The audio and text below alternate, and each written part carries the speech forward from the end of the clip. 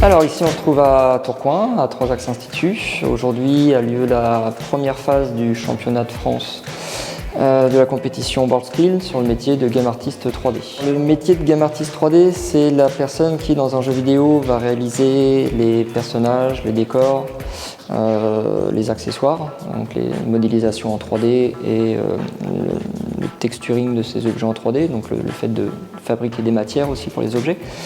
Et cette épreuve, donc aujourd'hui, consiste en une modélisation, une réalisation de robots, à la fois sur le concept, sur la modélisation et sur les matériaux.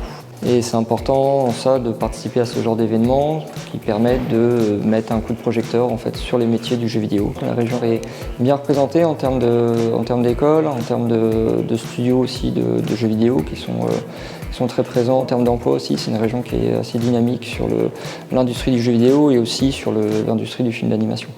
Là, c'est notre première phase, donc ici ce qu'on appelle concept art, donc pour avoir un visuel donc, de ce qu'on va vouloir faire, de ce qui va être fait donc, en 3D.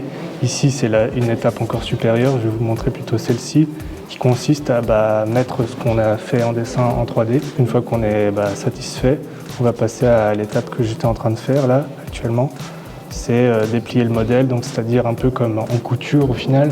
C'est ce qui nous permet en tout cas de mettre des textures dessus. C'est la première édition à la compétition WorldSkills, mais je pense que les professionnels, en tout cas, regarderont les news et se diront ouais, si lui a gagné, c'est qu'il a des compétences qui ont été notées, qui ont été évaluées, et donc ça peut forcément faire un plus.